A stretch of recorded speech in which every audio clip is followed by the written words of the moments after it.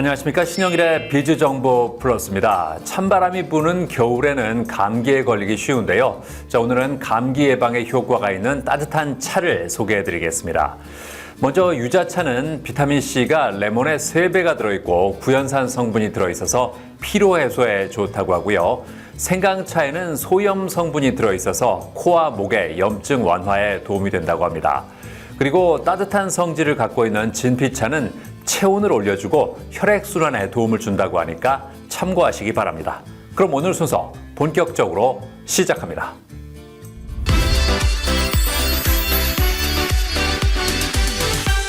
청소년부터 성인에 이르기까지 여드름 때문에 고민하는 사람들이 많습니다. 여드름은 제때 치료하지 않으면 흉터가 남거나 나중에 재발할 수 있기 때문에 각별한 관리가 필요한데요. 자, 그래서 이번에는 여드름을 올바르게 치료할 수 있는 방법에 대해서 자세히 알아봤습니다. 요즘처럼 차갑고 건조한 날씨에는 다양한 질환에 노출되기 쉬운데요. 그중 피부 질환은 겨울철에 발생할 확률이 높은 만큼 주의가 필요하다고 합니다. 겨울철 차갑고 건조한 바람과 함께 잦은 실내 난방기 사용은 피부 장벽과 유분 및 수분 밸런스를 무너지고 약해지게 만들어 여드름이나 기미, 잡티 등 다양한 피부 트러블을 유발한다는데요. 특히 여드름의 경우 피지 분비가 활발한 여름에 많이 발생한다고 알려졌지만 겨울철도 예외는 아니라고 합니다. 차가운 바람으로 인해 피부 속 수분이 증발하고 쉽게 건조해짐으로써 각질이 많아지게 되며 노폐물 배출이 제대로 되지 않아 여드름이 발생하게 된다는데요. 여드름의 원인에는 여러 가지가 있는데 호르몬 분비 증가로 인한 피지선의 증가가 원인이 되기도 하고 피부 장벽 손상에 의해서 발생하는 이상 각질들이 모낭 입구를 막아서 염증을 만들기도 합니다. 그리고 세균에 대한 반응으로 피지량이 증가하고 염증이 생기기도 하며 잘 맞지 않는 화장품이나 너무 강한 세안제 성분 때문에 발생하기도 합니다. 여드름은 털을 만드는 모낭에 붙어있는 피지선에 염증이 생기는 질환이라는데요. 염증 양상에 따라 모낭 속에 고여 딱딱해진 피지인 면포성 여드름과 1cm 미만 크기로 솟아오른 피부병변인 구진성 여드름, 그리고 화농성 여드름과 결절성 여드름으로 구분할 수 있다고 합니다. 개방면포는 멜라닌의 침착으로 검은 색깔을 띠고 블랙헤드라고 흔히 부르고요. 폐쇄면포는 흰 색깔을 띠고 흔히 화이트헤드 또는 좁쌀 여드름이라고 부르기도 합니다. 면포가 오래되면 주위에 염증이 생기는데 이 염증의 정도에 따라 붉은 여드름과 곱는 여드름, 결절, 낭종 등이 형성되며 이 염증이 심해지거나 잘못 짜서 피지가 피부 안쪽으로 터지게 되면 피부가 울퉁불퉁하게 튀어나오거나 패인 흉터가 생깁니다. 여드름을 치료하기에 앞서 피부 장벽이 악화되는 요인이나 나쁜 생활 습관이 있는지 상담과 설문지를 통해 알아본다고 합니다. 이후 혈액 검사를 통해 숨겨진 염증이나 질환, 그리고 과도한 면역 반응을 유도하는 음식이 있는지, 알레르기 반응을 일으키는 물질이 있는지 찾아본 뒤 특수 촬영을 통해 피부 장벽과 유분 및 수분 밸런스를 측정한다는데요. 자주 재발하거나 심해지는 여드름의 경우에는 평소 생활 습관에 대한 상담이 매우 중요합니다. 그리고 피부 장벽은 우리 몸의 면역 체계의 일부이므로 전반적인 이 면역 체계를 무너뜨리는 요소가 있는지 파악하는 것이 중요합니다. 여드름 치료는 크게 기능의학적 치료와 시술적 치료, 그리고 바르는 약과 먹는 약으로 나뉜다고 합니다. 기능의학적 치료에는 피부 장벽을 재생시키고 염증을 줄여주는 역할을 하는 영양소를 정맥 내로 직접 주입하는 정맥영양요법과 피부 장벽이 무너진 부분을 재생하고 유분 및 수분 밸런스를 회복하는 데 도움을 주는 재생관리요법, 생활습관 개선 교육이 있다는데요. 직접적인 질환의 호전뿐만 아니라 치료 이후 재발 방지와 전반적인 면역 기능의 회복을 목적으로 하는 치료라고 합니다. 바르는 여드름 연고는 반드시 병원에서 안내받은 요법에 따라 사용해야 합니다. 그리고 먹는 약은 여드름균을 죽이고 염증을 조절하는 항생제와 피지 분비량을 조절하는 이소트레티오닌 성분이 들어있는 약으로 나뉩니다. 시술적인 치료로는 염증 부위에 대한 주사요법과 압칠 치료요법, 필링요법이 있습니다. 여드름 치료를 자의로 중단하고 생활 습관이 개선되지 않으면 여드름은 언제든지 재발할 수 있다고 합니다. 따라서 충분한 시간을 가지고 꾸준히 치료해야 하며 치료 후에도 관리에 신경 써야 하는데요. 충분한 수면을 통해 신체 휴식을 적절히 취해 주시는 것이 좋고요. 또한 화장을 하고 있는 시간을 줄이고 깨끗하게 지우는 것이 좋은데요. 이때 사용하는 클렌징은 오일형은 피하고 자극이 적은 것으로 사용해야 합니다. 아울러 과도한 선탠은 피부와 모낭을 두껍게 만들어 여드름을 악화시킬 수 있으므로 피하는 것이 좋습니다. 나이를 불문하고 여드름은 누구에게나 피부 불청객으로 여겨지는데요. 적절치 못한 치료로 재발이 반복되면 회복이 어려워지는 피부가 될 수 있다는 점을 꼭 기억하고 정확한 진단과 적절한 치료 그리고 꾸준한 관리를 통해 여드름의 고통에서 벗어나길 바랍니다. 여드름은 염증이 심해지기 전에 조기에 치료하는 것이 가장 좋습니다. 여드름을 혼자서 치료하기 위해서 손으로 짜거나 과도하게 각질 제거를 하시는 등 자극을 주시게 되시면 오히려 흉터가 크게 생기게 됩니다. 여드름은 내 피부의 밸런스와 면역 체계가 깨지고 있다는 신호이므로 조기에 치료하고 내 피부에 맞는 적절한 화장품 종류와 관리법을 의료진과 상담하시면 좋은 피부를 유지하실 수 있을 것 같습니다.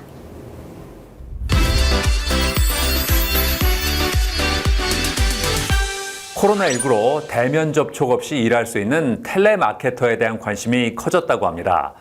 텔레마케터는 비대면 영업을 통해서 실적을 올려야 하는 직업인데요. 자, 그래서 이번에는 텔레마케터를 희망하는 사람들을 위해 텔레마케팅 수업을 진행하는 곳을 소개해드리겠습니다. 대한민국 성인이라면 한 번쯤은 통신요금제 소개나 보험가입 등 다양한 상품을 권유하는 전화를 받아봤을 것입니다. 이 전화를 건 주인은 텔레마케터로 대부분 사람들의 인식 속에서 시시때때로 전화를 걸어 상품 구매를 강요하는 귀찮은 존재로 각인되어 있을 텐데요. 하지만 이러한 선입견과 달리 텔레마케터는 기업의 영업이익을 올리는 혁혁한 공신이라고 합니다. 텔레마케팅은 1대1 커뮤니케이션을 통해 고객의 니즈를 즉각적으로 파악할 수 있고요. 시간과 공간의 제약 없이 상품을 판매할 수 있는 영업 방식이기 때문입니다. 게다가 요즘처럼 경기 불황이며 비대면 시대에는 대면 접촉 없이 일할 수 있는 텔레마케터 구직을 희망하는 사람들도 늘고 있다는데요. 이러한 가운데 전화 영업 직종에 종사하고 있거나 콜센터 취업을 준비하는 사람들을 위해 텔레마케팅 수업을 진행하는 곳이 있어 찾아가 보았습니다. 현재 텔레마케터 13년 차로 각종 보험사 연도 대상을 받은 우수한 실적의 소유자인 김우창 대표. 어떻게 해서 텔레마케팅 코칭을 하게 되었을까요? 제가 이제 신입분들 몇 명을 도와드렸는데 저보다 훨씬 잘하는 거예요. 그래서 제가 깜짝 놀랐고 참 신기했고요. 그래서 제 노하우로 또 급여가 많아지다 보니까 오토바이 배달원이던 제 동생도 저에게 배워서 지금은 텔레마케터로서 행복하게 일을 하고 있습니다. 그때부터 코칭에 자질이 좀 있구나 이런 생각을 좀 하게 되었고요. 그때부터 텔레마케팅 코칭을 시작하게 되었습니다.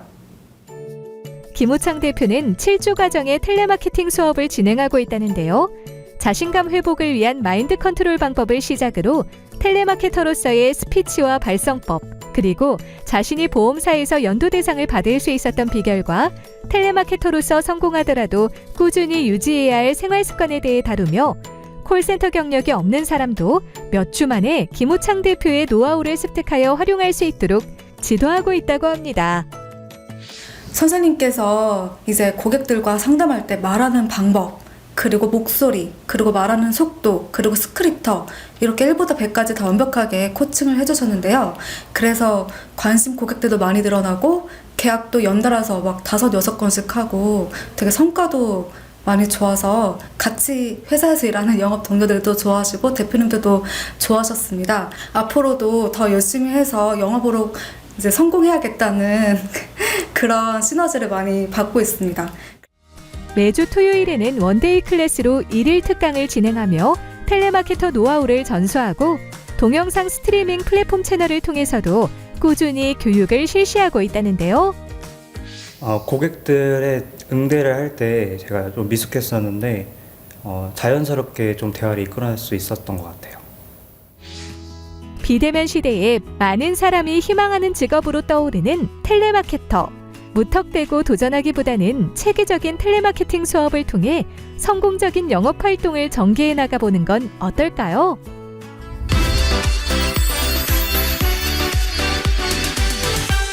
김우창 대표와 함께 자세한 말씀 나눠보겠습니다. 안녕하세요. 안녕하세요. 텔레마케터는 어떤 업무를 합니까? 네. 텔레마케터는 크게 두 가지 업무라고 볼 수가 있습니다. 종류가 여러 가지가 있지만 첫 번째는 인바운드 업무입니다. 그래서 인바운드는 고객의 요청으로 상담을 드리고요. 그리고 도움을 드리는 업무입니다. 그래서 대표적으로 카드사 고객센터, 통신사 고객센터 이런 곳들이 이제 주로 인바운드 업무 하시는 분들이고요. 특별한 비법이나 노하우가 없어도 누구나 할 수 있는 그쪽 상담 쪽 일이고요. 그리고 아웃바운드가 있는데요. 이제 직접 방문해서 영업하는 것보다 저렴한 비용으로 최대의 효과를 볼 수가 있어가지고 많은 회사들이 채택하는 영업 방식이고요.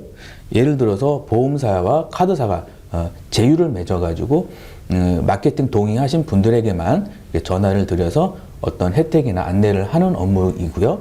가장 큰 차이는 인바운드는 이제 좀 기본 급여가 좀 있는 게 좀 있고요. 그리고 아웃바운드는 이제 인바운드보다는 조금 일이 힘들지만 좀 급여가 3배에서 많게는 5배 정도 이렇게 더 높은 게 좀 특징입니다. 능력 있는 텔레마케터가 되는 방법이 있을까요? 내가 하고 싶은 이야기를 하는 게 아니라 정말 고객들이 원하고 고객들이 필요하고 이제 고객들이 듣고 싶어 하는 이야기를 연구해서 이야기를 해줘야 되는데 무조건 상품만 이야기하다 보니까 이제 그 스크립트가 약간 너무 안 좋아지는 경향이 있거든요. 그래서 이제 능력 있는 텔레마케터가 되고 싶다면 기초부터 튼튼히 한다는 게 가장 중요하다고 생각을 하고요. 저도 처음에는 아무도 도와주지 않았습니다. 그래서 뭐 어떻게 해야 되나 정말 그런 생각도 많이 했었고요. 근데 제가 그때 했던 방법이 딱 1년만 내가 미친 듯이 한번 해보자. 그래가지고 제가 지금까지 이렇게 왔거든요. 혹시라도 주변에서 이제 텔레마케팅에 대해서 뭐 시작하고 싶으신 분들이 있다 그러면 한번 시작을 해보시는 거를 강력하게 추천드립니다. 네, 오늘 말씀 잘 들었습니다. 감사합니다. 감사합니다.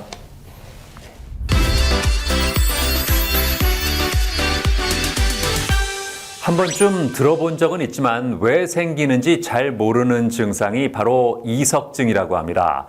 이석증의 주된 증상은 바로 어지럼증이므로 갑자기 어지럽다면 이석증을 의심해 봐야 한다는데요. 자, 그래서 이번에는 이석증이 생기는 원인부터 치료 방법까지 자세히 알아봤습니다. 심신이 지치고 피로할 때 쉽게 나타날 수 있는 증상으로는 어지럼증이 있다고 합니다. 이러한 어지럼증은 충분한 휴식을 취하고 영양을 보충하면 쉽게 사라진다는데요. 하지만 일시적인 것이 아닌 지속적으로 재발하는 어지럼증이라면 다양한 증상이 함께 나타날 수 있어 주의가 필요하다고 합니다. 특히 자세를 바꿀 때마다 현기증이 반복적으로 나타난다면 이석증을 의심해 볼 수 있다고 하는데요. 그렇다면 이석증이 발생하는 원인은 무엇일까요? 이석증은 다른 말로 양성 돌발 두이 현운이라고 부르는데 갑작스러운 두이 변화에 따라 빙빙 도는 듯한 어지러움이 발생하는 질환을 말합니다. 이러한 이석증은 이석이라고 하는 작은 칼슘 결정체가 난형낭과 구형낭 안에 위치하게 되는데 보통 난형낭반에 붙은 이석들이 일부 탈락되면서 인접한 세반고리관 안으로 흘러들어가면서 발생한다고 생각하시면 되겠습니다. 어지러움을 일으키는 원인은 다양하기 때문에 우선 환자의 과거력과 증상의 양상, 그리고 증상의 지속 시간과 빈도, 동반 증상이 있는지 알아본 후 비디오 안진 검사와 온도 안진 검사 등 정밀 검사를 진행한다는데요. 비디오 안진 검사는 특수 안경을 낀 채로 머리와 몸을 움직이면서 안구의 움직임을 관찰하는 검사로 안구가 특정 방향으로 움직이는 안진이 있다면 이석증으로 진단한다고 합니다. 네, 이석증은 가장 큰 주 증상은 갑작스러운 체위나 두이 변화에 따른 빙글빙글 도는 듯한 회전성 어지러움이라고 할 수 있습니다. 보통 수초에서 1분 이내로 짧은 편이지만 어지러움의 강도가 매우 심하여 경우에 따라서는 오심, 구역감, 구토까지 발생할 수 있고 오랫동안 지속될 경우에는 불안과 불면 증상까지 동반될 수 있어 일상생활에 큰 불편감을 초래할 수 있습니다. 이석증의 가장 대표적인 치료 방법으로는 이석치환술이 있다고 합니다. 이석치환술은 고개의 위치를 바꿔가며 반고리관에 들어간 이석을 원래의 위치로 이동시키는 치료법이라는데요. 증상을 일으키는 반고리관의 위치에 따라 이석치환술의 방법이 달라지기 때문에 자가로 치료하기보다는 경험이 많은 의료진에게 치료를 받는 것이 좋다고 합니다. 그리고 급성기 어지럼증과 메스꺼움, 구토를 심하게 호소할 때는 증상을 완화시키기 위해 약물 치료를 병행하기도 한다는데요. 자, 이석증은 형태도 다양하고 그 형태에 맞는 치료 방법이 모두 다르기 때문에 일단 정확한 진단이 필요합니다. 그래서 이석증 증상이 의심이 되거나 재발했을 경우에는 섣불리 집에서 자가 진단이나 아니면 치료를 하시는 것보단 우선 병원에 내원하여 전문의의 진료를 통해 정확한 진단 하에 적절한 치료를 받는 것이 중요합니다.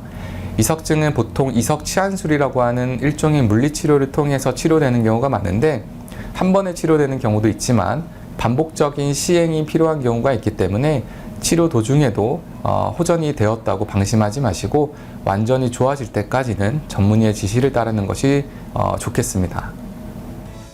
한편 이석증은 치료를 했다고 하더라도 언제든지 이석이 다시 반고리관으로 나올 수 있어 재발 우려가 크다고 합니다. 따라서 이석증을 치료한 후에는 사후 관리에도 신경을 써야 한다는데요.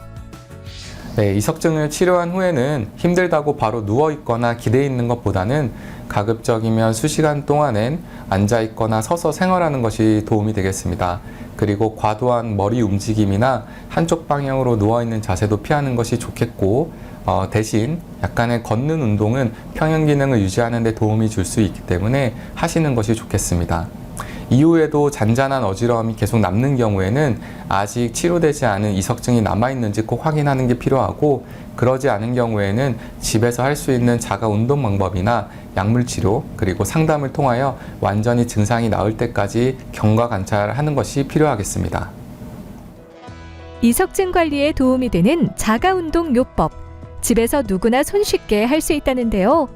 먼저 침대에 똑바로 앉은 자세에서 어지러움이 유발되는 쪽으로 빠르게 쓰러지고 어지러움이 없어진 후 30초 정도 더 누워있다가 다시 원위치로 일어나 앉고요. 30초 후에 반대쪽으로 운동을 반복하는 것으로 이와 같은 운동을 하루에 여러 번 반복하면 증세를 호전시킬 수 있다고 합니다. 네, 이석이 칼슘 성분으로 이루어져 있다 보니까 아무래도 칼슘 대사와 관련이 있는 비타민 D라는 게 몸에서 부족했을 때 이석증의 발병률이 올라갈 수 있습니다. 그렇기 때문에 보통 여성 호르몬이 감소하기 시작하는 중장년층의 여성분들한테 호발하는 경우가 많고 평소에 비타민 D 섭취를 충분히 하여 뼈 건강에 조금 더 신경을 쓰고 그 외에도 수면의 자세, 그 다음에 수면의 질을 올리는 것이 중요하겠습니다. 예방을 위한 노력을 하더라도 이석증은 언제든지 발병할 수 있기 때문에 증상이 발현됐을 경우엔 빠른 진단과 치료를 받는 것이 도움이 되겠습니다. 몸의 움직임을 감지하는 전정기관인 이석이 제자리를 이탈하면서 어지럼증을 유발하는 이석증. 만약 이석증 증상이 의심된다면 이비인후과에 방문하여 면밀한 검사를 통해 자신에게 맞는 치료를 받길 바랍니다.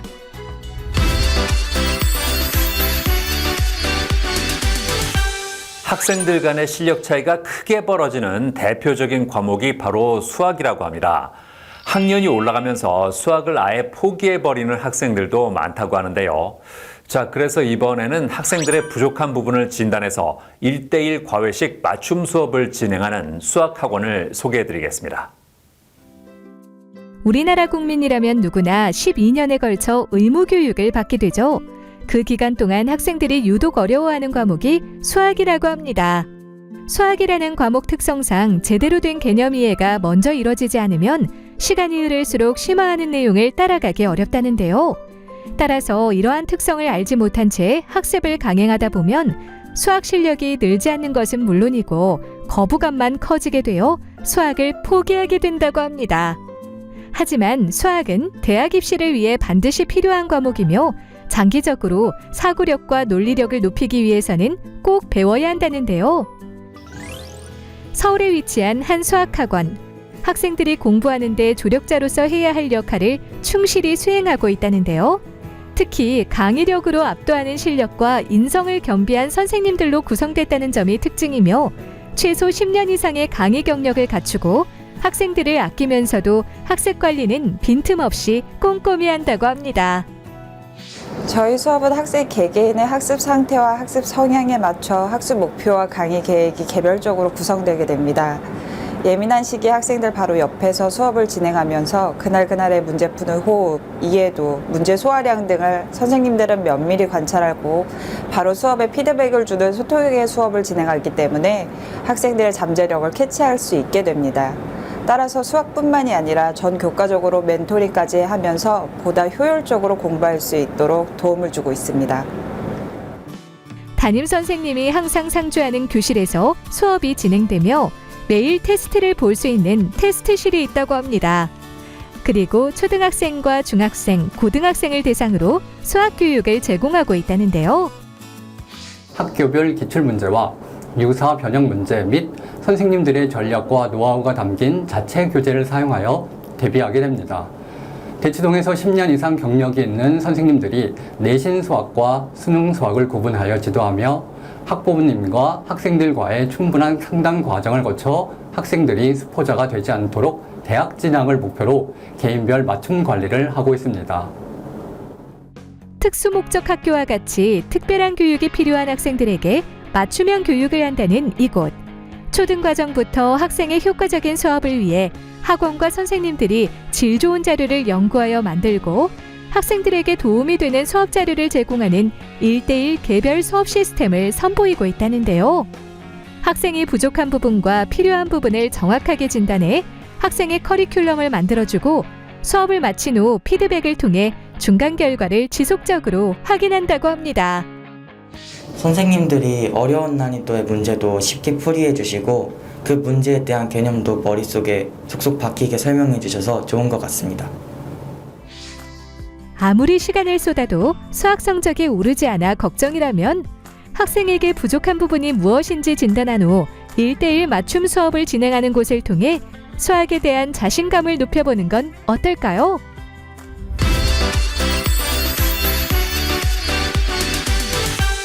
구본수 대표와 함께 자세한 말씀 나눠보겠습니다. 안녕하세요. 안녕하세요. 학원을 운영하게 된 계기가 뭘까요? 저는 이제 학창 시절부터 학원의 도움 없이 공부하다 보니 남들보다 2배 많은 노력을 들여 공부를 하였는데 수능 수학은 이제 만점을 받고 수학과에 진학하게 되었습니다. 그 공부했던 노하우를 가지고 고3 과외 수업을 진행하였는데 성적을 올려봤던 경험으로 가르치다 보니 학생들의 문제점을 정확히 캐치하고 보완하여 성적 향상을 이끌어낼 수 있었습니다. 그 후 대치동 학원가에서 꾸준히 경력을 쌓았고 수학을 가르친 지 15년 후 같은 대치동에서 학원을 운영하게 되었습니다. 수학 공부에 노하우가 있을까요? 수학은 완벽한 이해를 필요로 하는 학문입니다. 초등, 중등, 고등 교과 수학 과정을 거칠수록 개념의 구멍은 점점 더 커지기 마련이고 거기에 어려운 심화 문제 그리고 본인이 혼자 가지고 있는 효율적이지 못한 사고방식, 풀이 과정이 계산 실수, 시간 부족을 만들게 되며 마지막 심화 과정에서 왜 자신이 심화 과정에 끝까지 올라가지 못했는지를 깨닫지 못하고 좌절하게 되는데요. 해결은 단순합니다. 모든 교과 과정 수학의 개념을 체크하고 풀이 과정을 첨삭받으며 1:1 코칭을 받는 것입니다. 혼자 공부해서 시행착오를 겪어가기에는 우리나라 내신과 수능은 학생들에게 많은 기회를 주지 않으며 목표와 꿈이 더 큰 학생들에겐 그것을 위한 특별한 시스템이 필요합니다. 앞으로는 어떤 계획이 있으세요? 저희는 2023년 3월에 배치 5호점을 계약하였고 비슷한 시기 고등 6호점을 계약할 예정입니다. 앞으로도 저희 학원은 대치동에서 누구나 인정하는 제대로 된 학원이 될 것이며 매일매일 조금 더 질 좋은 교육을 해주기 위해 원장과 강사 모두 노력하는 성장하는 학원이 될 것입니다.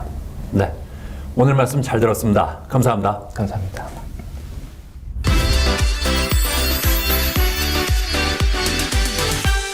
요즘 치과 공포증으로 인해 치과 치료를 미루는 사람들이 많다고 합니다. 특히 임플란트 수술을 해야 하지만 출혈이나 통증에 대한 부담 때문에 망설이는 경우도 적지 않다고 하는데요. 자, 그래서 이번에는 치과 공포증을 덜 수 있는 방법 중에 하나인 수면 임플란트에 대해서 자세히 알아봤습니다. 사람의 기본적인 욕구에 해당하는 의식주, 그 중에서도 먹는 즐거움은 행복의 많은 부분을 차지한다고 합니다. 28개의 연구치를 오랫동안 잘 쓰면 더할 나위 없이 좋겠지만 노화나 갑작스러운 사고, 심각한 치주 질환 등 다양한 이유로 치아를 상실하는 사람들이 많다고 합니다. 이런 경우 상실된 치아를 대체하기 위해 치과 치료를 받는 것이 중요하다는데요. 최근에는 다양한 치과 치료 중에서도 임플란트 수술을 받는 사람들이 늘고 있다고 합니다. 치아를 상실할 경우 받을 수 있는 치료 방법은 다양합니다. 대표적으로 임플란트 수술과 틀니가 있는데요. 틀니 같은 경우 다수의 치아를 상실했을 때 사용하는 분들이 많습니다. 다만 잇몸에 잘 맞지 않아 상처를 입기도 하고 음식물을 씻는 데 있어 완벽하지 않고 자주 탈락하는 등의 불편함을 호소하는 환자가 많고 보관, 유지 등의 불편함 때문에 수명이 대부분 짧은 편입니다.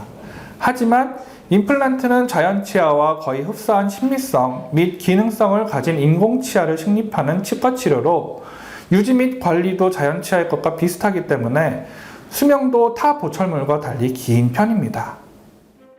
임플란트 수술은 씹는 힘이 자연 치아와 유사하고 심미적으로도 훌륭해 환자들에게 선호받는 방법이라는데요. 그러나 치료 과정에 있어서 생길 수 있는 공포감이 문제가 될 수 있다고 합니다. 잇몸에 인공치아를 식립한다는 것 자체가 사람에 따라서는 매우 부담스러운 과정이 될 수 있기 때문인데요. 이러한 이유로 치료를 망설이는 환자라면 수면 방식의 임플란트를 활용하는 것이 도움이 될 수 있다고 합니다. 임플란트 인공치근을 환자의 치조골에 식립하는 수술은 수면 임플란트와 일반 임플란트 둘 다 동일하지만 수면 임플란트는 약물을 통해 의식화 진정요법, 즉 가수면 상태를 통하여 환자가 임플란트 수술 중 겪을 수 있는 여러 가지 과정들, 마치 잇몸 절개 및 박리, 드릴릴 등에 대한 두려움과 피, 침을 삼키거나 머금어야 하는 불쾌감을 감소할 수 있는 방법입니다. 수면 임플란트를 하기에 앞서 방사선 장비를 이용해 파노라마, CT 촬영을 하고 정밀 분석을 실시해 환자의 구강 상태를 체크한다는데요. 분석 결과 발치가 필요하거나 잇몸뼈가 부족하다면 그에 대한 발치 및 뼈 이식술을 먼저 시행하고 당뇨나 고혈압 등 전신질환이 있다면 지혈이 잘 되지 않거나 염증이 생기고 약물 때문에 골괴사증도 일어날 수 있어 의료진과 신중하게 상담한 후 수술을 결정해야 합니다. 환자의 약물 복용 병력에 주의를 기울여야 합니다. 향정신성 약물을 복용할 경우 의식화 진정 중 국소마취제와 혼용된다면 약물 부작용을 일으킬 수 있기 때문입니다. 심혈관계와 호흡기계에 관심을 가져야 하며 기도평가가 반드시 이루어져야 합니다. 자세히 말하자면 코골이가 심하던가 구호흡을 과하게 하는 경우, 기도 확보에 문제가 있고 산소 포화도가 급격히 낮아지는 경우가 있으므로 주의해야 합니다. 수면 임플란트 수술 시 진행하는 의식화 진정요법은 약물을 사용해 환자를 가수면 상태에 돌입하게 하는 것을 말하는데요. 해당 상태가 되면 전신 마취와는 다르게 환자와 소통이 가능하고 자발적 호흡과 외부 반응은 있지만 잠든 상태와 비슷한 상태가 되므로 임플란트 치료 과정에서의 공포를 느끼지 않고 수술을 받을 수 있다고 합니다. 그리고 의료진은 수술의 모든 과정 동안 환자의 반응과 기도의 개방도를 평가해야 하며 경미한 진정을 제외하고는 치료를 마친 후 환자가 안정 상태로 회복될 때까지 산소 분압, 맥박과 호흡수를 일정한 간격을 두고 지속적으로 측정해 기록해야 한다는데요. 한편 임플란트는 반영구적으로 사용할 수 있는 것으로 알려져 있지만 관리에 소홀할 경우 수명이 줄어들 수 있다는데요. 그렇다면 임플란트 수술 후 관리는 어떻게 해야 좋을까요? 임플란트에 나사가 풀리거나 보철물이 탈락하는 문제부터 시작해 보철물이 부러지거나 재수술이 필요한 경우로 악화되기도 합니다. 재수술이 필요해지기 전에 적절히 보수하면서 문제가 발생하는 원인을 파악해 이를 방지하는 것이 중요합니다. 환자의 식습관이나 구강악습관, 즉 이갈이 등이 문제의 원인이 될 수도 있으니 꼭 정기검진을 통해 상태를 점검받아야 합니다. 그리고 흡연과 과도한 음주 등 임플란트의 볼 유착의 실패를 증가시키는 요인을 삼가는 것을 권유합니다. 치아가 상실되어 임플란트 수술을 해야 함에도 불구하고 치과에 대한 막연한 두려움으로 인해 치료를 미루고 있다면 통증이나 긴장감을 해소하며 마치 잠을 자는 듯한 상태로 치료를 받을 수 있는 수면 방식의 임플란트를 고려해보는 건 어떨까요?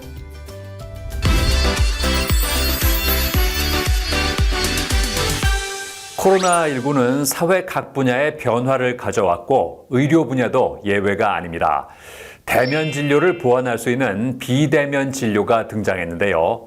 자, 그래서 이번에는 집에서 편리하게 비대면 진료를 신청할 수 있는 플랫폼을 소개해드리겠습니다. 코로나19 대유행 이후 전 세계는 코로나19 이전과 이후 시대로 분리할 만큼 대전환을 겪고 있다고 합니다. 코로나19는 단기간에 높은 감염력을 지니고 있기 때문에 위험성과 심각도가 다른 감염병과 차원을 달리한다는데요.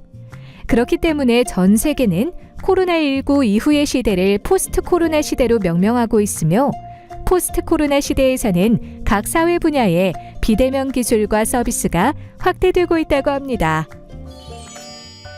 특히 의료 영역에서는 대면 진료로 이루어졌던 상황을 벗어나 의료진과 환자 간 원격 의료 중심으로 바뀌고 있으며 비대면 진료 서비스를 제공하는 앱에 대한 사람들의 관심도 커지고 있다는데요.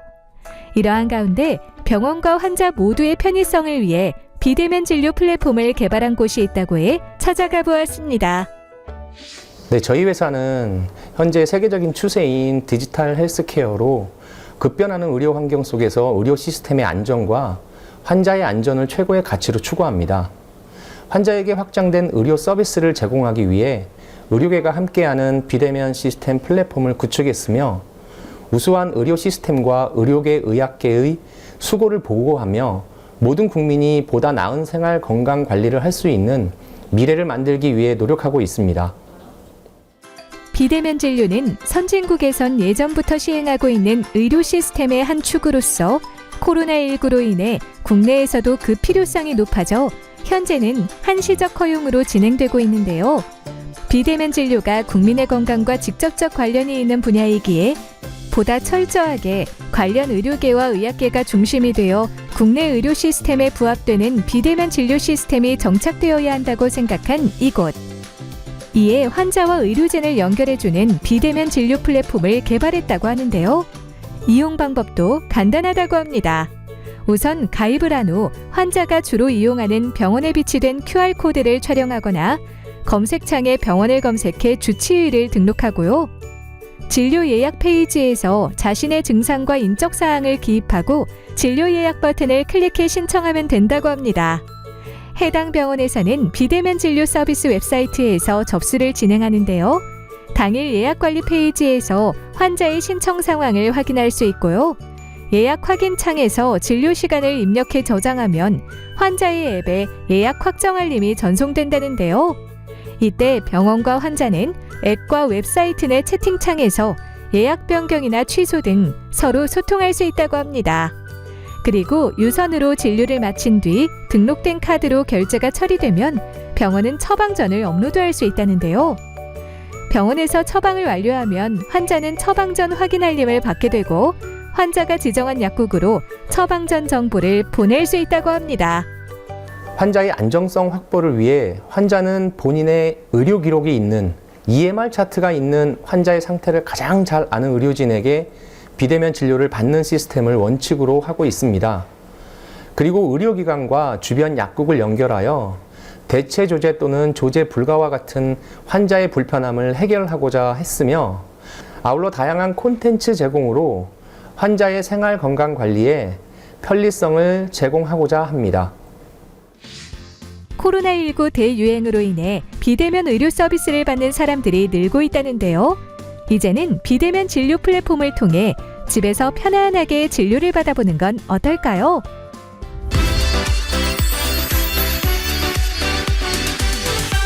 이재범 대표와 함께 자세한 말씀 나눠보겠습니다. 안녕하세요. 안녕하십니까. 비대면 진료 플랫폼을 개발한 이유가 뭘까요? 저희보다 먼저 서비스를 시작한 비대면 진료 플랫폼들을 보니까 그런 비대면 진료 플랫폼들에서 나오는 여러 가지 문제점들을 저희가 볼 수 있었거든요. 특히 환자의 안정성 확보라든가 기존 잘 짜여져 있는 의료 시스템에 혼란을 주는 일들이 굉장히 많이 발생하고 있고요. 이러한 부분 때문에 지금 현재 의료계나 의학계의 호응을 못 받고 있는 것이 현실입니다. 일단 환자는 자기의 진료 기록이 있는 EMR 차트가 있는 그 환자를 잘 아는 의사 선생님한테 비대면 진료를 받는 것이 안정성 확보나 의료진의 처방권 보호나 주변 약국들의 붕괴 같은 혼란이 없을 것이라고 생각하고 그런 솔루션을 가지고 저희는 프로그램을 개발하게 되었습니다. 어떤 효과를 기대하세요? 환자들이 의료 접근성이 높아지면서 보다 다양하고 확장된 의료 서비스를 받는다는 것이 가장 큰 효과가 되겠죠. 비대면 진료를 한번 사용해 본 환자들은 그 편리함에 상당히 만족도를 보이고 있고요. 그 전파 속도 또한 굉장히 빠르게 전파되고 있습니다. 하지만 저희 플랫폼이나 의료계나 의학계나 이러한 사회적 변화에 방관하고 있으면 안 된다고 생각을 합니다. 무분별한 비대면 진료는 환자의 건강을 해칠 수 있다는 메시지와 비대면 진료가 절대 대면 진료를 대신할 수 없다는 것을 환자들에게 인지시키고 교육시켜야 하는 것들이 모두의 노력으로 남을 것 같습니다. 앞으로는 어떤 계획 있으세요? 앞으로 저희는 플랫폼 사업에서 나오는 수익을 의료 약자나 국내 의료 시스템 발전에 재투자함으로써 사회적 공헌을 실현하는 그런 기업이 되고 싶습니다. 네, 오늘 말씀 잘 들었습니다. 감사합니다. 감사합니다.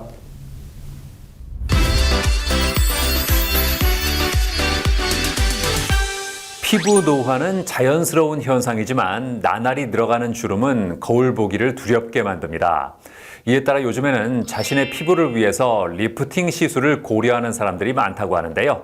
자, 그래서 이번에는 다양한 리프팅 시술 중에서도 실 리프팅에 대해서 자세히 알아봤습니다. 세월이 흐르면서 우리는 자연스럽게 신체 노화를 겪게 되는데요. 사람의 신체는 대부분 20대 중후반 무렵부터 노화가 시작된다고 합니다. 노화가 진행되면 피부의 세포 재생 주기가 길어지게 되고 피부 속 콜라겐과 엘라스틴의 양이 줄어들게 되고요. 얼굴 근육과 지방을 지탱해주는 유지 인대 힘까지 약해져 피부가 처지는 현상이 발생한다는데요. 이때 얼굴의 턱선까지 무너지는 변화를 겪을 수 있다고 합니다. 이러한 경우에는 보습크림 바르기 등 홈케어를 통해 스스로 관리를 진행해도 개선하기 쉽지 않다는데요. 이에 따라 요즘에는 노화로 인한 피부 탄력 고민을 해결하기 위해 리프팅 시술을 고려하는 사람들이 늘어나고 있다고 합니다. 게다가 의학기술이 발전하면서 리프팅 시술의 종류도 점차 다양해지고 있다는데요. 대표적으로 레이저를 이용한 방법과 실을 이용한 방법이 있다고 합니다. 레이저 리프팅 같은 경우 고주파나 초음파를 이용하여 피부를 자극하고 섬유 조직을 수축해 처진 피부를 올려주는 데 도움을 준다는데요. 그렇다면 실을 이용한 리프팅은 무엇일까요? 실 리프팅은 인체에 무해한 우려한 녹는 실을 이용한 방법으로 실을 사용해서 피부 조직을 끌어올립니다. 실의 돌기가 피부 조직을 당기고 실 자체도 볼륨감을 형성하는 데 도움을 줍니다. 얼굴살이 빠져 푹 꺼진 볼과 팔자주름 때문에 나이가 들어 보여서 스트레스를 받고 있거나 턱 라인이 무너져 턱살이 과하게 생기고 처진 볼살로 인해 얼굴이 커 보여 고민인 경우라면 실 리프팅 시술에 대한 임상 경험과 노하우가 풍부하고 미적 감각을 갖춘 전문의에게 충분히 상담을 받은 뒤 체계적인 시술 계획을 세워 실 리프팅을 진행해야 한다는데요. 먼저 상담을 통해 기저질환이나 복용하고 있는 약 여부를 확인합니다. 그리고 초음파 검사를 통해 환자의 골격과 피부 두께, 근육 위치 등을 면밀하게 파악합니다. 그리고 환자의 얼굴 체형과 피부 처짐 정도에 따라 어디에 어떤 방향으로 몇 개의 실을 삽입할지 등 전반적인 내용을 설명한 뒤에 검사 및 상담한 내용을 바탕으로 시술 계획을 세워 리프팅 시술을 진행합니다. 실 리프팅 시술은 의료용 녹는 실을 이용해 처진 피부와 근육을 당기고 콜라겐 재생을 유도하여 피부를 팽팽하게 만드는 데 도움을 주는 시술인데요. 이마나 팔자주름을 비롯해 턱선과 꺼진 볼 등 리프팅이 필요한 부위에 모두 적용이 가능하다고 합니다. 다만 실 리프팅은 그 종류가 다양하기 때문에 환자 개개인의 피부 상태에 맞는 실 리프팅 제품을 선택해 사용하는 것이 중요하다는데요. 돌기가 있는 타입을 사용하게 되는 경우는 피부가 처지거나 아니면 많이 늘어진 경우의 타입에서 사용하게 되는데요. 그런 경우들은 강하게 당기는 쪽에 목적을 두고 환자의 처짐의 방향에 반대되는 쪽으로 많이 사용을 합니다. 그리고 환자가 피부가 너무 살이 찐 것 형태로 부풀어 있는 경우나 아니면 쭈글쭈글한 경우에서는 필 수 있는 실을 사용하게 되는데요. 그런 실들은 가시가 적은 실을 사용하게 됩니다. 그리고 만약에 볼륨을 만들어야 되는 실의 경우는 스프링처럼 꼬여 있게 되는데요. 그런 실을 사용하는 경우는 팔자나 아니면 눈 밑에 볼륨을 사용할 수가 있게 되겠고요. 콧볼이 넓거나 아니면 심부볼살이 많은 경우에서는 그걸 축소하기 위해서 타이트하는 목적으로 실을 사용합니다. 그런 실들은 대부분 우리가 알고 있는 가시가 없는 모노실이라고 하는데요. 그런 실을 얇게 많이 사용하면 할수록 3개월이 지날수록 수축이 되는 현상을 이용해서 부피를 줄이기도 사용합니다. 실 리프팅 시술은 수술적인 방법과 달리 절개로 인한 마취나 출혈에 대한 부담이 적고 비교적 간단하기 때문에 일상생활로 복귀가 빠르다는데요. 체내 삽입된 실의 종류에 따라 다르지만 보통 1년에서 길게는 2년까지 장기적으로 실 리프팅의 효과가 지속되며 이후 녹는 실은 피부 안에서 녹아 사라진다고 합니다.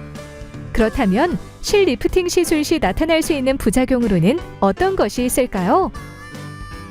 볼이 많이 폐임이 생길 수가 있고 두 번째 혈종이 생기는 경우들이 있습니다. 혈종이 생기면 피부가 부었다가 나중에 감염 같은 경우가 될 수가 있는데요. 제일 많이 환자들이 부작용으로 얘기하는 건 볼의 폐임과 피부의 울퉁불퉁함입니다. 나이가 들면 피부의 탄력이 떨어지고 주름이 생기며 노화가 시작되기 마련일 텐데요. 피부 관리를 위해 리프팅 시술을 고려하고 있다면 의료진과의 면밀한 상담을 통해 신중하게 결정하여 자신에게 맞는 리프팅 시술을 받길 바랍니다.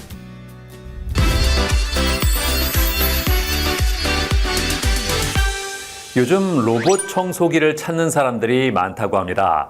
특히 1인 가구나 맞벌이 부부처럼 집안일에 시간을 내기 힘든 사람들 사이에서 인기라고 하는데요. 자, 그래서 이번에는 진공 청소와 물걸레 기능은 물론이고 살균까지 해주는 로봇 청소기를 소개해드리겠습니다.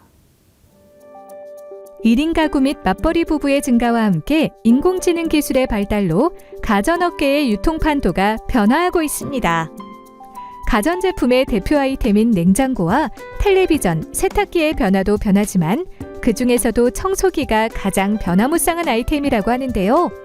과거 유선 청소기만 쓰던 시대에서 무선 청소기가 대중화되었고 이제는 로봇 청소기가 등장하며 큰 인기를 끌고 있다고 합니다. 로봇 청소기가 매력적인 이유는 사람 대신 청소를 해주기 때문에 시간과 힘이 들지 않는다는 점이라는데요. 여기 독보적인 기술력으로 로봇 청소기를 선보여 많은 사람들의 눈길을 끌고 있는 회사가 있다고 해 찾아가 보았습니다. 홈라이프 시대에 맞춰 집에서 사용하는 미니 가전, 요리 가전, 위생 가전 등의 중요성이 사실 굉장히 많이 부각이 되고 있습니다. 저희 회사는 이제 고객이 이런 제품들을 사용하면서 느끼는 어떤 불편함이나 불을 합리함 이런 것들을 제가 찾아내서 개선함으로써 보다 편리하고 풍요로운 홈 라이프를 누릴 수 있게 하는 그런 솔루션 회사라고 말씀드릴 수 있을 것 같습니다. 현재 가전제품은 물론 침구라든지 화장품 또 건강식품까지 조금 고객이 생활적으로 쓸 수 있는 가장 밀착형 제품들까지 저희가 다양한 영역에서 고객의 니즈에 부합하는 제품을 만들어서 지금 제공을 하고 있습니다. 고객으로부터 사랑받는 제품을 개발하고 우수한 경쟁력을 갖추기 위해 항상 노력하고 있다는 이곳. 미니 건조기와 식기세척기를 필두로 음식물 처리기와 로봇 청소기까지 다양한 가전제품을 개발해 출시하고 있다는데요. 특히 요즘에는 모든 임직원이 힘을 모아 살균까지 해주는 4세대 로봇 청소기 개발에 주력하고 있다고 합니다.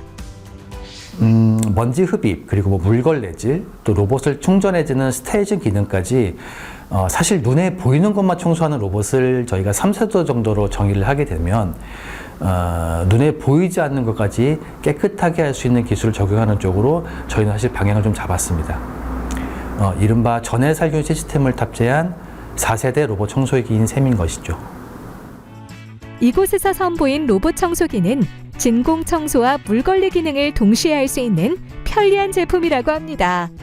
수돗물에 있는 각종 유해균을 약 99.9% 살균하는 전해 살균 시스템을 적용하여 깨끗한 물로 물걸레질을 할 수 있도록 한 것이 이 로봇 청소기의 가장 큰 특징이라고 합니다. 지방 구조를 정밀히 인식하고 장애물을 감지해 자율주행을 하고요. 로봇의 흡입력은 4000파스칼로 웬만한 먼지나 쓰레기는 말끔히 빨아들이고 미세먼지까지 걸러내는 헤파 필터도 장착되어 있다는데요.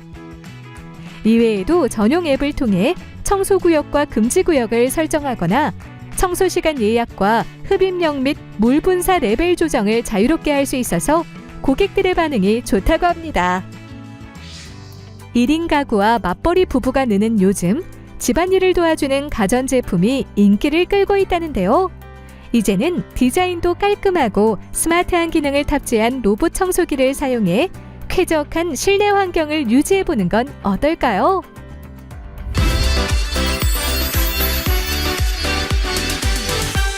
김진우 상품기획팀장과 함께 자세한 말씀 나눠보겠습니다. 안녕하세요. 안녕하세요. 로봇 청소기 개발 시에 어디에 중점을 두었을까요?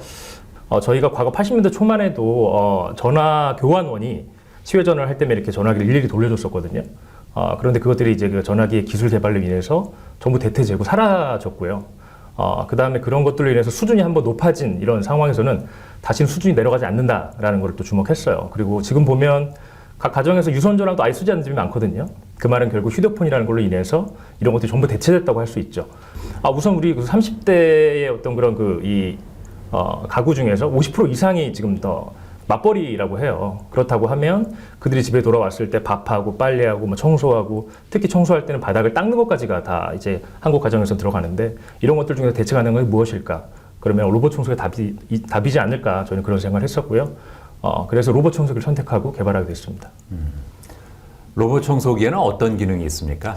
한국 사람들은 특히 그 온돌 문화라는 환경에서 살고 있는데 이것들 한번 청소를 해주고 걸레를 또 닦아주는 과정이 반드시 포함되더라고요. 그러면 저희 제품에는 이 걸레를 닦는 과정이 좀 포함되면 좋겠다. 그러면서 일반 사람들이 청소할 때 걸레질을 이렇게 넓게 하다가 오염이 집중되는 상황이 나타나면 그것들을 지그적으로 강하게 문지르더라고요. 저희 그 로봇 청소기의 전동 물걸레가 바로 그런 시스템을 활용했어요.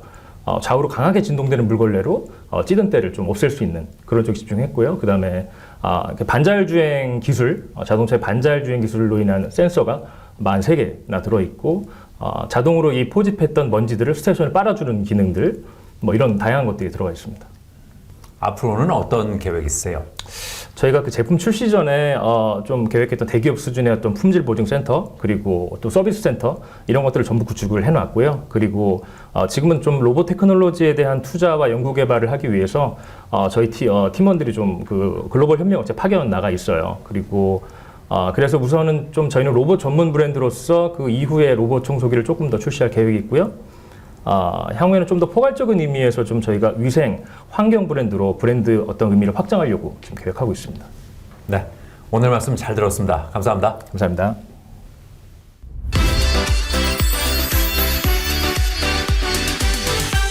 겨울철 차량 화재가 많이 발생하고 있다는데요. 자, 이번에는 차량 화재를 예방할 수 있는 방법에 대해서 알려드리겠습니다.